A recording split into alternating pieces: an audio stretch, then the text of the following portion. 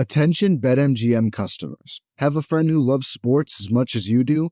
Here's a chance for both of you to earn a $50 bonus when they sign up through BetMGM's Refer a Friend program. Just sign into your BetMGM account and click on the Refer a Friend program to send your friend a message inviting them to register a new account in the same state you use BetMGM in. Once your friend signs up and makes a deposit, they'll receive a $50 bonus. And once your friend places a bet with their bonus and the wager is settled, you'll receive a $50 bonus as well.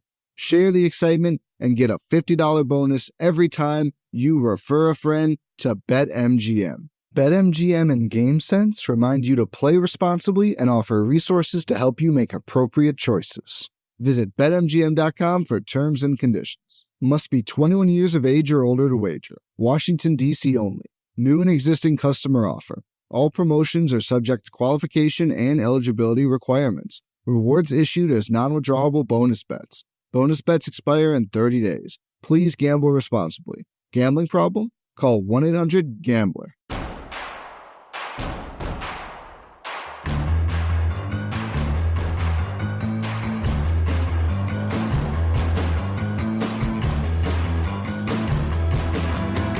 From your favorite source for Chicago White Sox talk, delivering news, interviews, analysis, and more.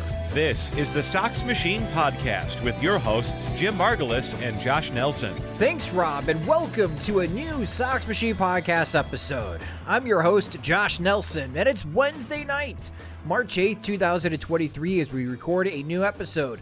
Hopefully, you got a chance to stay up late on Tuesday night to watch Yoan Moncada and Luis Robert Jr. play for Team Cuba against the Netherlands to start the World Baseball Classic. We'll talk about the WBC as it's underway, highlight upcoming watch parties that we'll be hosting along with our friends from the 108 next week as well. But with the midweek episodes, we are catching up on the White Sox spring training action. A lot of it is good news. Some, like Dylan Cease, not so good news.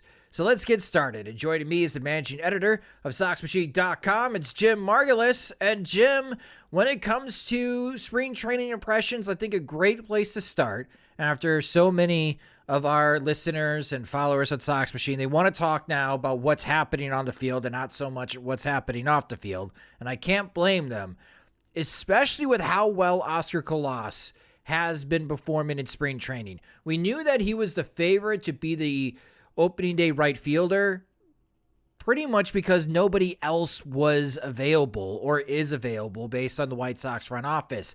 At least he's performing at a level, Jim, that so far he's earning that role. So far, yes. One strikeout in all of spring training. You're talking about like 11 games. It looks like 24 plate appearances. Yes, 24 plate appearances because he only has one walk as well. But putting bat to ball, early on, I was a little bit nervous that he seemed to be swinging early and enthusiastically and maybe chasing a little bit, but it seems like he's tightened up a little bit, especially against lefties. Using that approach that I've liked in terms of just, keeping that front shoulder closed. Content to go the opposite field against a tough lefty. I don't necessarily like opposite field approaches when trying to do damage, but if you're on the defensive, if you're in an unfavorable count against a left-handed pitcher and a left-handed hitter, sure. Adjust that swing, kind of shrink it down, have better plate coverage, like what I'm seeing so far. What's interesting is that Pedro Grifol has shifted the focus a little bit for Colas in terms of saying, well, you're hitting, that's fine, but what about the other stuff? And that's kind of interesting to me in terms of, I'm not sure, given that we're new to Grifol and given that he's really doesn't show a sense of humor so far. I wouldn't say that's one of his hallmarks. He's been very much a, not a hard ass, but also just very much about business, and doesn't feel like he can, maybe that he just doesn't have that bone. He doesn't have a funny bone in him. He's not going to be one to crack jokes and ease up and let his guard down. But right now he's basically really stressing what he wants to stress about, like how the White Sox have to play. But he said something to the effect of, you're in the cages doing everything you want to do and doing everything we're asking you there. That's great. Now, what about in the field? What about, lining up behind a ball to get a good throw off? What about being able to know where to go with the ball? What about limiting the extra base? he started stressing that. I'm not sure if that's a case where he's saying, you're hitting 391, but numbers alone won't save you. You're going to have to do everything right. And maybe that's also a case where like it's a message not entirely about Colas, about the other outfielders as well. Like this applies to Gavin Sheets. This applies to Eloy Jimenez, that they're also going to have to maintain the same kind of discipline in the field as well to make sure that they're not getting lazy or slacking off in terms of how they catch the ball, how they prepare to throw the ball, where they throw the ball to. But I thought that was, that's something else I'm going to be watching because I've been paying so much attention to his plate appearances, and you don't necessarily see with the Sox feed, the B-roll packages after the game, you don't see like routine fly out to right field or medium degree of difficulty fly a ball to right field or single that dropped, but maybe shouldn't, but no runners are on base. So it didn't result in a hit that changed the game at all. We don't see those plays. So I think when these games are televised, that's something like I'm going to pay attention to. And if the game's televised and I can't watch in real time, going back to the game log, seeing everything hit towards right field and seeing how he's handling it. I also think it's good coaching by Pedro Grifol to keep Oscar Colas motivated. It is something to make mention last year. It seemed like when Colas was just destroying high A at Winston-Salem, there were some reports that he was getting frustrated that he hadn't been called up yet. Yeah, he had like an Instagram post, right? Like right. There was that. It was like a week where he was angry about his situation being in Winston-Salem. And I think coming out and saying, hey, yeah, you're hitting, man, but we could see more power. Let's focus on that. Let's clean up defensively because this is the majors. You screw up and the ball hops off your glove, suddenly a single becomes a double, or the guy on first is going to be all the way over to third base when they shouldn't be. So I like that type of coaching because this is a rookie. Keep him motivated. Just don't be satisfied that you're hitting close to 400. There's still some things that you need to iron out in the next couple of weeks at opening day. But what got me excited, so on Tuesday, the White Sox faced the Milwaukee Brewers, and they were facing Corbin Burnes. And I got a little bit excited with this game being televised and being streamed that we could watch this because Corbin Burnes is going to be one of the National League Cy Young favorites, Jim. Mm-hmm. And while he's ramping up, Burnes is, and he's not at 100%. He's not ready to go for opening day. But for this White Sox team to see Colas and Andrew Vaughn face someone like Burnes, how would they fare? And for Oscar Colas, he drew a walk out of full count, and he laid off the sliders. Very tough sliders coming from Corbin Burnes. I thought that was a great first plate appearance. His second plate appearance, he's down 0-2, and Burnes is testing out his changeup, floats the changeup in the zone, and Colas lines it to right field for a single. And I thought that was just like chef's kiss. Like, that was perfect, Oscar. Like, two really good plate appearances against a National League Cy Young. Like, very impressive for a rookie. Colas at first at bat too, like he swung at one slider that was like one of Burnes's good sliders, thigh high, but like starts on the inside corner, then darts in, and a left-handed hitter is going to swing over the top of it. Like perfect front door, really tight slider, well thrown. Right. Colas got fooled, but then like he didn't get fooled again, which I think is, a key. It's like you can get fooled once, like he's a good pitcher, going to have some ugly swings. But then like he saw it twice more, I believe, in that bat and didn't offer either time and didn't look close to offering. Like he might have flinched a little bit, but like in terms of like they weren't as good as that pitch, and he looked like he'd seen it before. So I like seeing that about him. Yeah, if Colas was just getting all the success against the Double-A pitchers that teams offered spring training, where he's getting all of his hits and productive at-bats in the 5th and 6th inning of games, then I would be a little skeptical of a .391 batting average. But when he's having these types of quality plate appearances, even at a National League Cy Young who's maybe at 75% ramped up for opening day, I still think that's pretty impressive. And we are seeing growth in spring training from Oscar Colas. Again, I think he is the one player that if he really hits the ground running on opening day, he could generate the most enthusiasm for White Sox fans getting back on the bandwagon and hoping for big things out of 2023, because he is mostly an unknown. But so far, he has been impressive at spring training.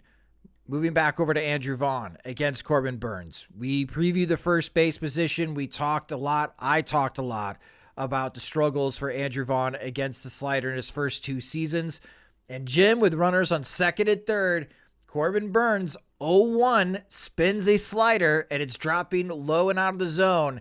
And man, it warmed my heart to see Andrew Vaughn poke that to left field. And he did such a good job dropping the barrel of the bat in the zone, barreling up that slider. And he didn't hit it on the ground. He was able to get enough loft on it to line a single and drive in 2 runs. That's exactly what Andrew Vaughn needs to do more of in 2023, because he's going to see that type of pitch more often, even on 0-1. And that made me really happy. Yeah, I think we've seen a lot of that hit. The line drives going to left field or left center over the shortstop's head into the left center power alley. A lot of singles so far, but also some lift. We don't have the StatCast data, so we don't have the exit velocity, but they look pretty sharp.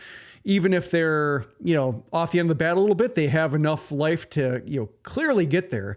So I think that's what we wanted to see, because there was a James Fegan story from like a week or so ago, like the start of spring training, catching up with Andrew Vaughn and trying to figure out like what Vaughn wants to get from this season. And we talked about it in his preview, like going from surviving to thriving. And he basically said, I rolled over the ball too much last year, just had a hard time getting the ball in the air. And as we know from, Vaughn and so many others, the opposite field power was not rewarded with the baseball. So pulling the ball, if you can, is really important to prioritize. And that's why I like seeing those line drives and fly balls going to left field, because it seemed like, based on where he was drafted, that he could do that, and that he was the best bat in the draft, both for when combining hit tool and power. And it's nice to see that power does seem like it can be redirected towards the pull field, now that the pull field is definitely where the extra base hits are with this baseball. I wonder, with his hands being held up higher, because he's gone through a stance change. Andrew Vaughn, his first 2 seasons, looked very crouched, looked very tight, like wound up in a ball. And he had this great flat swing, which is excellent against velocity and 4-seamers. And that's why he's put up tremendous numbers against the fastball. But anything breaking, I could see where his frustration lies, is that he's topping that pitch and he's beating it into the ground. But with his hands up higher, I wonder if that type of mechanics change allows him to have a better undercut swing on the types of breaking pitches that are breaking low in the zone. Because that type of hit against Corbin Burnes, it drove in 2 runs there, but when you got runners in scoring position as a right-handed hitter against a right-handed pitcher, you're going to see the nastiest breaking stuff, because obviously the pitcher doesn't want to allow a run. So they're going to throw the nasty stuff that they got at you. And if Vaughn can consistently do this, Jim, in the regular season, that he goes for someone who's projected to drive in 80 RBIs, and if he could play more than 140 games, then I think it's realistic to where you said that you would take the over. You're seeing 90 RBIs. Maybe he's got a chance to drive in 100 RBIs, because it's those types of hits to pick up those RBIs where you hit triple digits with your RBI total. It's not always the guys that hit 40, 50 home runs, right? And that's how they get their 100 RBIs. If you're going to be a 30 home run, 100 RBI guy, you really need to succeed when you have a runner on second, or even runner on second and third, and be able to golf that single into the outfield. And that's what I want to see from Andrew Vaughn, and it warmed my heart again to see that from Vaughn in that outing against Corbin Burnes. So I know it's just one spring training game, folks, but the way that Colossus and Vaughn played against Corbin Burnes made me really happy. Yeah, the question with Vaughn, I guess, if he's adjusting his hand position to get the barrel lower on breaking balls, will that cost him against fastballs? Or is it a matter of he was over prioritizing the heat, because even with I guess he had the bat speed and the understanding of his timing with just getting hands in place to where you can do a little bit more with your swing than you're doing. So I guess we'll find that out month in the season or so when we start seeing the StatCast data, the pitch value data, hot and cold zones, et cetera, to understand is he giving something up? Because if he isn't, or if he isn't giving, he has ground to give with the fastball. Say if he's well, we won't use an official run value number, but let's just say he was a 9 out of 10 against fastballs. and like 2 out of 10 against sliders. If he's like 7 out of 10 against fastballs, but like 6 out of 10 against sliders, that's a trade-off he takes. Yeah. So that's kind of what I'm hoping to see. But if he can somehow maintain that 9 out of 10 and still like get to average against sliders, that would certainly be something the lineup could use as well. Absolutely. Elvis Andrus, he's ready for opening day. Like, you could just fast forward for him. He's ready for opening day. Just 11 at bats, folks, but he's 6 for 11. 4 of the 6 hits have gone for extra bases. He's got 2 doubles, a triple, and a home run. He's walked twice. He's only struck out once. Jim, Elvis Andrus is ready for opening day. He looks every bit of the hitter that we saw late last year with the White Sox in spring training. Yeah, he almost looks angry. Like, he's got a smile on his face a lot when you watch him. It's a case where, he doesn't, nothing about his demeanor suggests anger, but the way he's hitting is like, I couldn't get a job. I couldn't get a shortstop job anywhere. The Red Sox didn't want me, on and on and on. Like, he looks like he's motivated and looks like kind of the way he looked last year after the A's cut him. And that was unfair. And, Nick Allen is not as good as Elvis Andrus. They just didn't want to pay him the money for his option to vest. And, that upset him, or just he understood the game, but he also that's BS. and that's fair to think that way when when you're playing as well as anybody on the A's and you still don't get playing time or you get your playing time taken away. So it is nice to see like that, I guess if you need motivation, still there, because the entire league looked at him and went, meh, we can do without you. And the White Sox, you had to settle for a job on the other side of the infield for $3 million, and that could be a very good use of $3 million with the way he's playing. And looking at like the strikeout totals, we mentioned that Vaughn hasn't really struck out, Andrus hasn't struck out, Colas hasn't struck out. It seems like Jake Berger is the only guy striking out. Like he's, we've been paying attention to him, and some of the power has been impressive, but also he's still swinging and missing a lot, has the contact issues. You look elsewhere in the lineup, Yasmani Grandal has 5 in 15 plate appearances, so that's kind of elevated. But elsewhere, like Sebi Zavala, so I guess both catchers are doing it. But, when you look at anybody with like a meaningful sample, like nobody's really whiffing too much. And so I'm curious if that's a White Sox thing, if that's like a pitch clock thing, if that's a World Baseball Classic thing to where like a whole bunch of guys are getting reps that don't normally get them. But I'm encouraged by that, because usually that's one of the things that carries over is, and maybe there's not still a strong correlation, but walks and strikeouts, especially strikeouts, for guys who are on the fringe, improved contact usually has a little bit of meaning, or at least is worth exploring in the regular season to see if that's real. Whereas like somebody hitting 430 around an elevated strikeout rate does not mean a whole lot. Yeah, Jake Berger's strikeout rate is 43%. If that doesn't go down, he's not making the opening day roster. It's really that simple. Yeah, no walks either. So no, it's not like he's getting deep counts and is losing some 50-50 battles. It's pretty much all or nothing. Yeah. So that's on the offensive side. Let's talk about the pitching.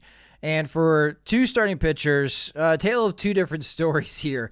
Let's start with the good. Lance Lynn against the Milwaukee Brewers as he final tune-up before he joins Team USA. Lance Lynn looks strong.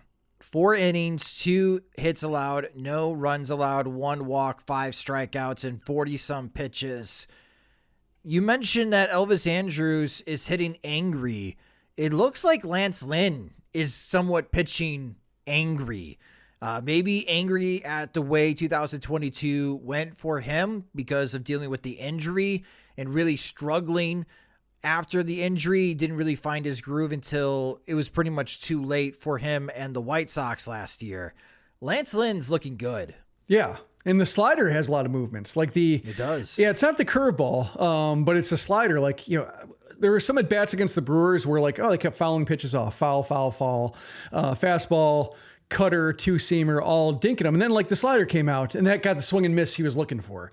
So, when thinking about him and thinking about his approach, like that's something where when he's had starts with the White Sox that haven't been great, or at least, where it's a battle all night, it tends to be because like the fastballs just keep getting fouled off and it just, the innings get long. And that's when he kind of comes off the mound, walking back to the dugout, like perspiring quite a bit and grumpy.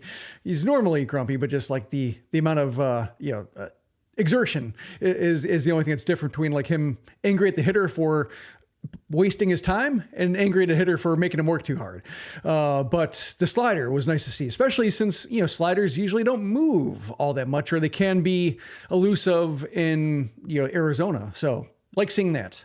Yes. And Lance Lynn's going to be starting for Team USA Monday night. And we will be having a playback watch party, and we'll be talking about our upcoming playback schedule for the watch parties during the World Baseball Classic. But we will be hosting one Monday night as Lance Lynn starts for Team USA against Canada. Can't wait for you guys to join us and be able to root on Lance Lynn. Maybe we'll be lucky and both Lance Lynn and Tim Anderson will be featured in that game. We have to get to the bad news. And I don't think it's like, oh my gosh, the world is ending news. It's a little concerning because it is by far and away the worst that Dylan Cease has ever looked since I have watched him pitch for any affiliate or his time with the White Sox, Jim. 0 to 2/3 innings, so just 2 outs. I just looked at the line. Like I had looked at the whole thing, and looking at the box score now, I started laughing. 7 hits allowed, 11 earned runs allowed, 4 walks, no strikeouts, and a grand slam. Every runner Dylan Cease allowed scored. He allowed 11 runners. And the funny thing is that he only got like 1 out in the first inning, and Pedro Grifol pulled him and brought in John Park to finish out the rest of the first inning, and then sent Cease back out in the second inning to get more work. And it didn't get any better for Dylan Cease. And we can laugh at it. It's spring training. The one thing that you're hoping for with Dylan Cease is make sure that he's not hurt. According to James Fegan, who was at the stadium, he said that the stadium gun topped out at 95 miles per hour for Dylan Cease. That is nowhere near where he usually is velocity-wise.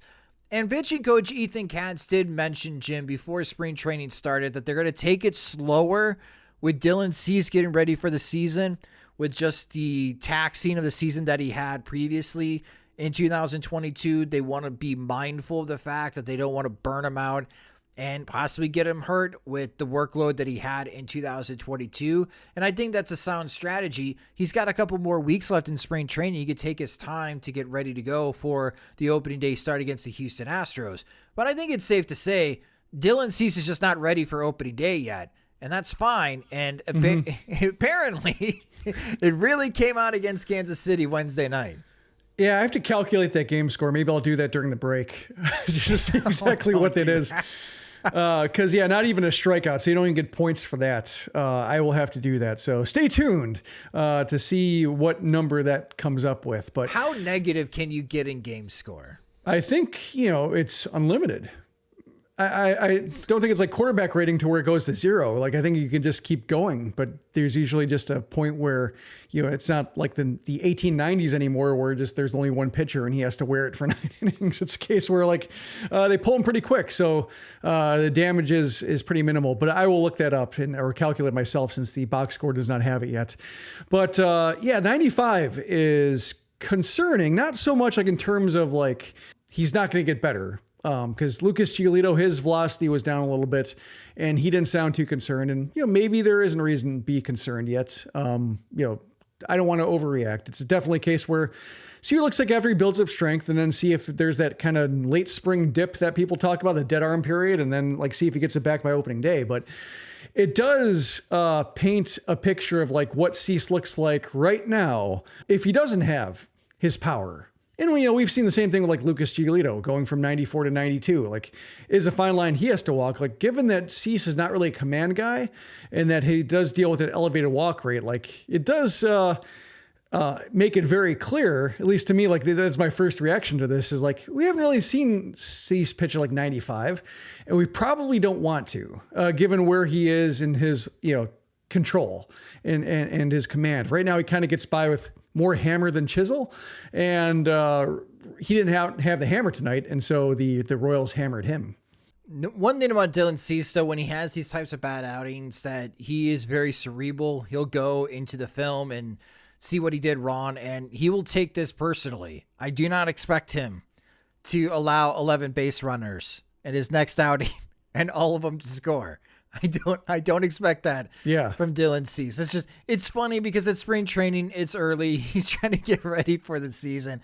Boy, ugly. It's again, the worst that I've seen Dylan Cease in a White Sox uniform. And it's a good thing it's March 8th and not like April 8th. Or even like March 25th. That would be bad. But, it's a case where like it reminds me of like the sandbagging a handicap, like in bowling or golf, like coming out with the first couple weeks, just, throwing in the low hundreds, and then all of a sudden you get like a 30-40 handicap to add to your pin total, and all of a sudden like, oh, I'm good. I'm secretly good.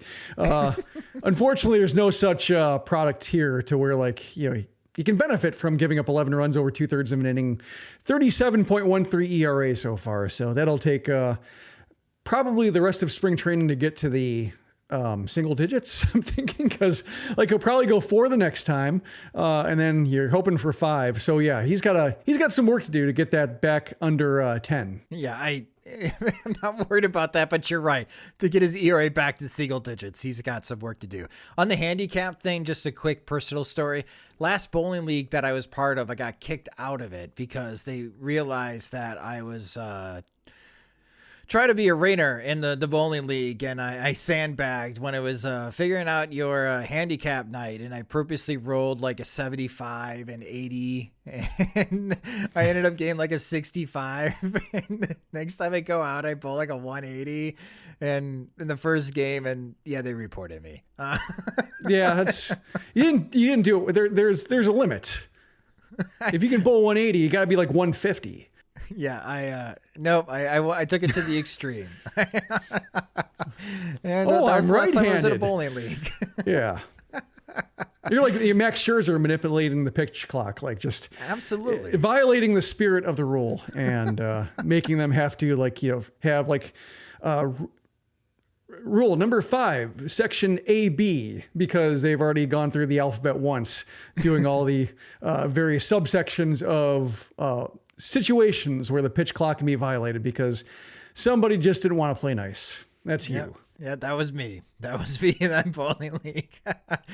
But we're going to take a quick break for a word from our sponsors. But coming up next, we're going to talk about the World Baseball Classic on the Sox Machine podcast. Kick off the new year with new gear built to last. Our friends at Shady Rays have you covered from the sun to the slopes with premium polarized shades, customable snow glasses, and much more. Shady Rays is an independent sunglasses company that offers a world-class product that's just as good as any expensive pair you've worn. Durable frames and extremely clear optics for outdoor adventures. And that's not all. Shady Rays offers the most insane protection in all of eyewear. Every pair of sunglasses is backed by lost and broken replacements. If you lose or break your pair, even on day 1, they told us they will send you a brand new pair, no questions asked. Wear your Shady Rays with confidence because they have your back long after you purchase. With Shady Rays, you can look good and feel good. To date, they have donated over 20 million meals to fight hunger with Feeding America. If you don't love them, exchange them for a new pair or return them for free within 30 days. There's no risk when you shop with Shady Rays. Their team always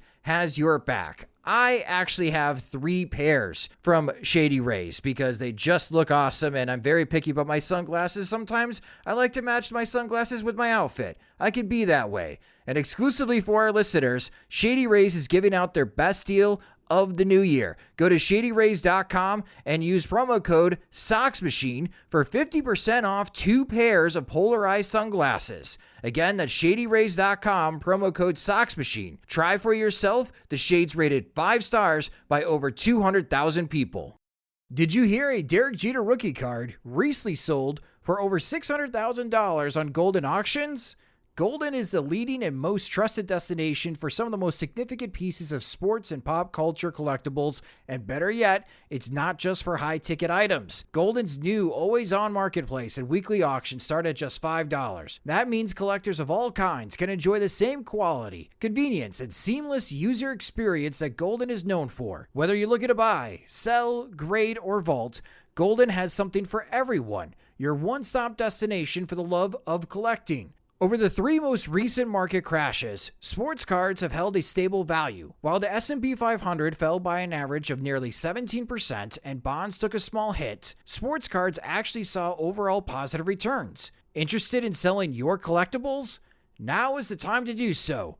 Golden is offering no marketplace fees for items sold under $10,000. List your items on Golden's marketplace now to enjoy this limited time offer. Head over to golden.co to get started. That's GOLDIN.co. Welcome back to the Sox Machine podcast. Before we pivot the conversation to the World Baseball Classic, Jim has an update on Dylan Cease's game score. And what was the final calculation, Jim? Well, you start with 40 points. Let's go there because that's what makes this alarming. Start with 40 points and you add 2 points for each out recorded.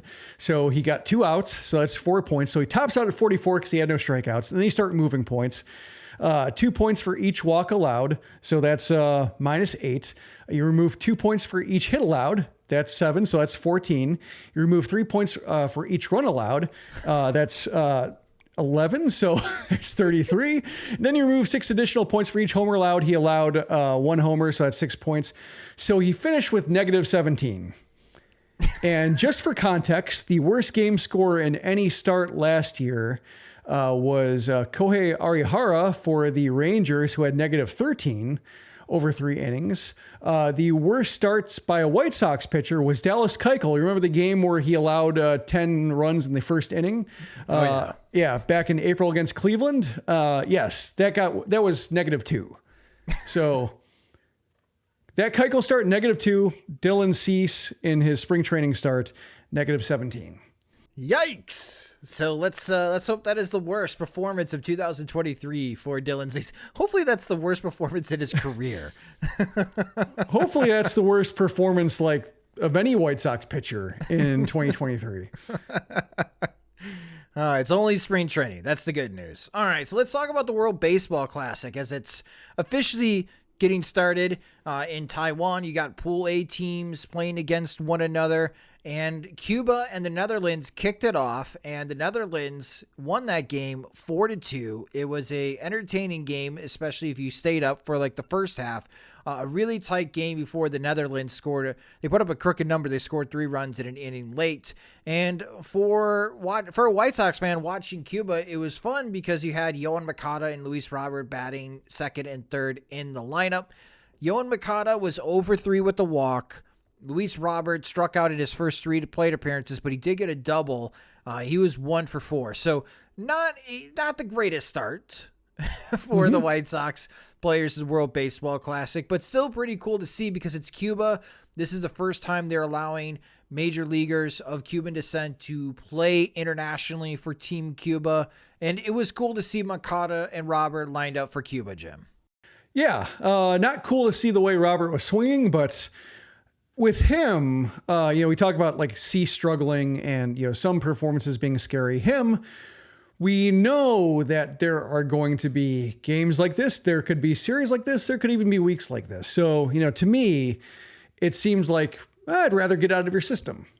Typically speaking, his talent emerges when he's healthy. And the discipline, there's some ebbs, there's some flows, highs and lows. And he gets out of control at times. Then it takes a few painful games to rein it in. So hopefully this is the case where you talk about Cease having the worst start of the season. Hopefully, I'm guessing it's not going to be the only time we see Robert strike out in 3 consecutive games or 3 consecutive plate appearances. But given the stakes, given that we're Cuban players and basically every player, but Cuba is one of those countries that really use the World Baseball Classic as a measuring stick. Given that some of these guys have not played stateside, that they're going to be using it as a proving ground. That it should tighten up. The stakes are high enough to where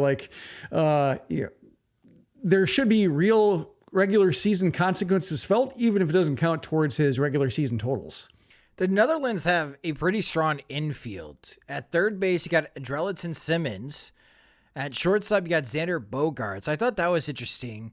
as I thought Bogaerts was going to play more. Well, the idea was maybe Bogaerts playing more third base.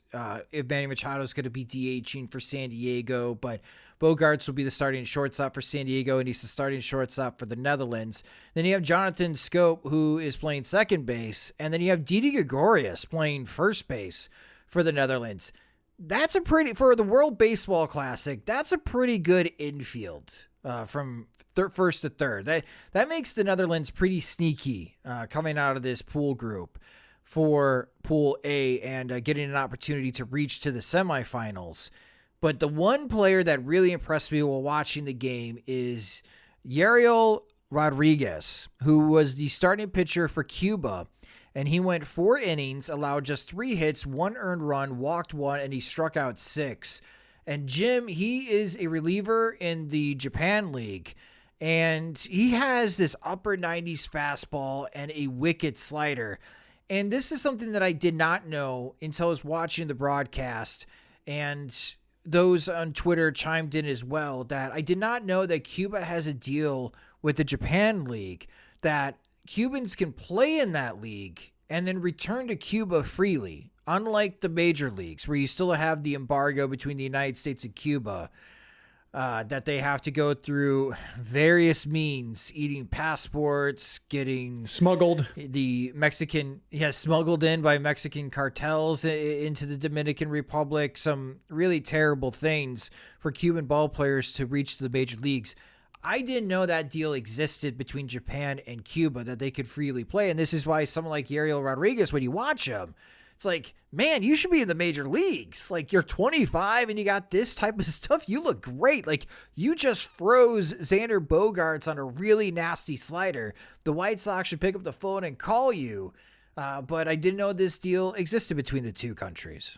Yeah, that's how I knew about it, but only because like Oscar Colas, that's, how he had his ability to play, matriculate up the Japanese system, the NPB system. So I was aware of it, but yeah, seeing it recontextualized in the World Baseball Classic, especially since we haven't seen it for years, the pandemic getting in the way of having one. So it's been since 2017 that we've seen these players cross back over from where whatever leagues they've been playing in to play for their countries. And yeah, that's definitely one of them, to where, the kind of players we're talking about, wanting to prove themselves on the stage. Like, yeah, if you can throw high 90s, and if you're good enough to, we saw with Colas that the fact that, he was only in the minors in Japan, but he worked his way up and got some at-bats at the pro level at the end of the season and did okay. There's talent there. If you're good enough to play in Japan, they don't just take anybody. I would say like Taiwan, that's a case where they'll take Manny Ramirez, in his 40s to get some drawing power and to get some just any kind of professional sheen to it. But and I think the Korean League had the same thing until, maybe 5-6 years ago, to where the standard play rose to where, they weren't just taking anybody. They really were starting to get some momentum in terms of just how the quality of players they're developing on the mainland. So it's a case where the players Japan gets and the players who make their way at the minors are usually can ball pretty well. So with Oscar Colas playing in Japan through this agreement, for him to get posted and then sign with the White Sox, is the embargo still in place for him? Or did he find a loophole? Yeah, I think he defected. So he kind of left his contract, and there was a case where there was a dispute over where he should have been when it came to level, to where and I think the pandemic also played a part in terms of did that count as a season or not on his contract, when it came to years or seasons. And then, so then he defected from there. Okay, got it. Well, Yariel Rodriguez pitched really well. And with the other interesting thing too is that if a pitcher throws more than 50 pitches in their appearance, they have a mandatory rest of 4 days, preventing coaches, especially for major league pitchers, that not abusing them during the tournament. If they throw more than, I think it's 30 pitches, they have to take at least a day off. If they throw in back-to-back days, they must take that third day off. So I like the limits. I know it may complicate matters for the managers for these respective countries, especially for some of the countries that are really thin on the pitching front. But Yariel Rodriguez, if you watch Cuba and if he gets another opportunity to start for Cuba, I highly recommend watching him because he was really impressive.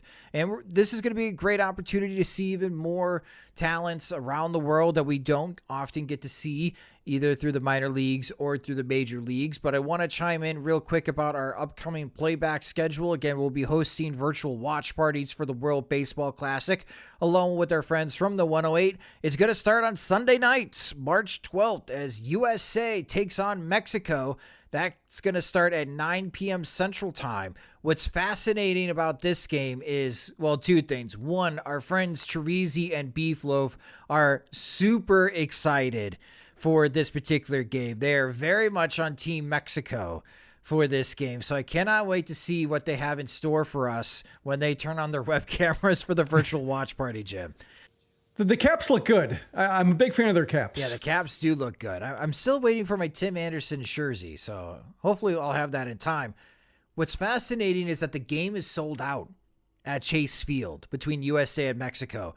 And I think for the World Baseball Classic, if this is going to work, especially if you want to garner the attention of fans in the United States, you need to have these games sold out where it is a packed stadium for these types of contests so you can really feel the energy and the buzz while you're watching at home at TV if you can't make it to Arizona for the game. And I think that's a great way to start USA and Mexico, Jim, in a sold-out crowd. When it comes to just people adopting the countries of their homelands or from their heritage, like, with the, I like when, Vinny Pasquantino goes to play for Italy or Harry Ford goes to play for, Great Britain. The ties might be, tenuous or maybe like distant, but it's nice to see like just the effort being made, like especially Vinny Pasquantino, like taking the nickname the Italian Nightmare, and then embracing that and then trying to get some just get some momentum going for baseball in Italy. Like even if it's a case where it's largely American players doing the work and the ambassadorship, but yeah, that's what's nice to see. And especially when you get these, a case where it's like, USA versus Mexico and the games in Arizona. And so you have a lot of, Hispanic people in that area that want to root for Mexico. And just like, if that doesn't sell out, then it's a case where like, there's really no interest. So yeah, I'm looking forward to seeing the crowds. Like, I know that a lot of people were irritated with the horn in the field mic, the Cuban fan going off, but like, I understand that just because it is a case where it's not like the Oakland setup, right, or it's not like the Dominican, Winter League setup of just the distant band, bringing noise throughout. That's good color. That's good atmosphere that should be celebrated. But yeah, perhaps it's a case of audio mix. Maybe not making that horn be as present as it was, but we should embrace whatever flavors people bring into it, because when you watch the Dominican Winter League or Venezuelan Winter League, the Caribbean Series games, and you see the nonstop noise and the chants and the songs, that's what you want, and you shouldn't that shouldn't be diminished just because the game's in the States. Like if you have Dominican Republic playing the United States, bring the Dominican Republic sounds, bring the celebrations. I want to see that. And that's a way to break down kind of the stodginess of the American game, which we've seen, lessen with, fits and starts. And sometimes there are setbacks, but ultimately it's just, you're going to have to, when you have these culture, I don't want to say clashes, but when you have them meet, that's when they start melting into each other, is when you have it in a series like this, where you do have one country representing its standards and you have another country representing its standards. And you can't just say it's one player not playing the right game. It's their games and they're meeting, and that's fun to see. The thing about the Cuba horn guy, though, one, he had no rhythm whatsoever. Two, he sat right behind home plate and was just blaring it into the field mic. Like, I'm with you. I'm not trying to throw a wet blanket on the horn guy for Cuba. He needs more of an ensemble behind him. Because in Miami, when you're going to have Venezuela and Dominican Republic or Puerto Rico against Dominican Republic, those countries facing each other, you're getting the full band. And then that's great to hear. Yeah. The Cuba horn guy sounds like a 5-year-old that stopped at Walmart and picked up a plastic trumpet and just blowing into it randomly. Not good. Yeah, the people without rhythm, there are people in those bands that don't have rhythm, but they're drowned out. It's a chorus, so they can be masked. But, it does sometimes take one person to get the ball rolling, and maybe he's a one-man band right now, but maybe he'll... there will be an army soon coming behind him. Realize I can help him out. Here's hoping. He needs it. A little bit further away from the microphone too. The fine folks in Taiwan, help him out. Help him out. He can't be the only one playing. The rest of the playback schedule. So we'll be on Sunday night. Monday night at 9 p.m. Central Time. We'll have another watch party. Lance Lynn starts with Team USA against Canada. Tuesday night, we'll have another watch party at 9 p.m. Central Time. Mexico against Great Britain. That one I'm curious just to see on how far along Great Britain is. I know that we have a lot of White Sox fans that live over in England to see, what types of ball players they are developing. And then Wednesday night at 6 p.m. Central Time, the Dominican Republic against Puerto Rico in Miami. I am super hyped for that game. I cannot wait for that one. That's going to be a really fun watch party. So that's what you can look forward to. Sunday through Wednesday, we'll have a watch party for you guys. So you can join us, and we'll provide our commentary during the broadcast as we watch the World Baseball Classic games together. So let's talk about who we like to win it all. There are some teams, some countries that are absolutely stacked. The Dominican Republic roster, stacked. Team USA, stacked. Japan, stacked. Korea is really sneaky good with some of the players that they have. You mentioned the Netherlands, Jim, and their infield. We talked about them. Who do you like to win it all, Jim? I'm rooting for the Netherlands just because I like the word honkball, and I enjoy seeing it, enjoy just the idea of honkball, honk, honk, honk. But I'm going to go USA. I like the roster. I like the pitching staff. Just home field advantage or home country advantage. Have a feeling. But I think that's when it comes to the World Baseball Classic and being, 6 years removed from the last one. And just there's no sense of momentum in terms of which countries are getting good at this. So I kind of treat it as a blank slate. So I'll go to the default choice. All right, so Jim likes Team USA. I like Japan. I've got a feeling about Team Japan this year, and especially Roki Sasaki. Have you heard of him? I have not. Okay. Last year, he's the 21-year-old Japanese pitcher that pitched back-to-back perfect games. Oh, okay. Yep. Okay. And I heard that story. Supposedly, he throws 101 miles per hour. Just go on YouTube and look up Roki Sasaki highlights. And the stuff that he has, all the money, Jim. When he posts and he wants to pitch in the major leagues, whatever it takes. His 101 mile per hour fastball is crazy good. His splitter is insane. And again, he's just 21 years old, so it may be a couple more years, but I think he's going to be the next phenom that makes a transition from Japan to the major leagues, following the footsteps of Shohei Ohtani and all the other Japanese greats. And again, Japan, they got Roki Sasaki and they have Shohei Ohtani. I don't know how much he's going to pitch.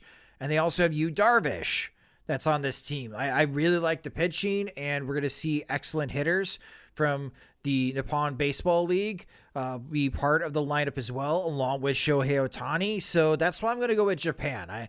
I know they're the distant favorite. I think a lot of people are putting third behind the Dominican Republic and Team USA, but I like Japan to get into the finals and winning that matchup. It has been fun watching Ohtani take cuts in front of the home crowd, in front of the, going back overseas and just, drawing the fans. And I'm looking forward, and unfortunately this game, so I looked it up just to see when it's going to be happening. It's at 5 a.m. Eastern time, so 4 a.m. Central, but Korea versus Japan. Great game. That's, in the Tokyo Dome, that's when I want, I can't imagine with a kid that I can swing it. Like that's a case where I have to be, awake enough to take care of somebody this time around. Like it's not like the pandemic watching the KBO games at 3 a.m. just because like I may as well write about it and I can sleep during the morning. Like, nope, I don't have that luxury anymore. So unfortunately can't watch it live, but I'm looking forward to seeing like, if that was a good game, that's one where I will go back and watch the whole thing and, maybe use a skip button here and there. But that should be, for the atmosphere talking about like with the Caribbean teams, this is a case where like, that atmosphere should be just as charged, and I'm here for it. I would love to have a watch party for Japan and Korea. I don't think any of us are waking up 4 a.m. Poor Shane. Shane would be there. He would be there. You would love it. You'd probably ask us, hey, we're going to get Australia on. Hey, New Zealand almost qualified for the World Baseball Classic, and they had an awesome cap. I was rooting for them to make it because Shane would have loved that, and shout out to you, Shane, and AJ as well. Oh, yes. Our friend in Australia. He's super pumped. Good luck to the Aussies in the early stages. Somebody always surprises to make it out of the early pool action to get into the quarterfinals, and it'll be fascinating to see which team that is. So we are excited about the World Baseball Classic. We'll talk about it in the upcoming podcast as well, along with the spring training action that's going on, because again, so many White Sox players are also involved in the World Baseball Classic. So we'll get an opportunity to see and how they are all faring during the tournament, and it should be pretty exciting. But that will do it for this episode of the Sox Machine podcast. Again, thank you guys so much for listening. And if you just discovered the Sox Machine podcast, you can follow us on Twitter. We're at Sox Machine. You can follow me on Twitter at SoxMachine_Josh. Subscribe to our YouTube channel at youtube.com/Sox Machine. I just posted up more 2023 Major League Baseball draft film of Virginia catcher Kyle Teal. And I also wrote a draft report on SoxMachine.com. So that's just an example of some of the video content that we'll post on our YouTube channel. So please subscribe and watch our videos there.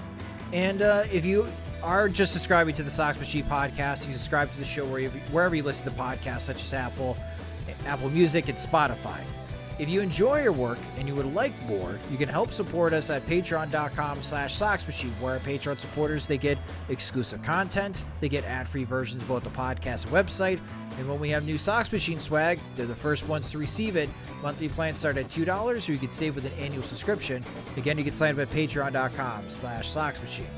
The Sox Machine podcast is a production of SoxMachine.com, your home for all things Chicago White Sox baseball, and part of the Blue Wire Podcast Network. Alongside Jim Margulis, I'm Josh Nelson. Thanks for listening and watching.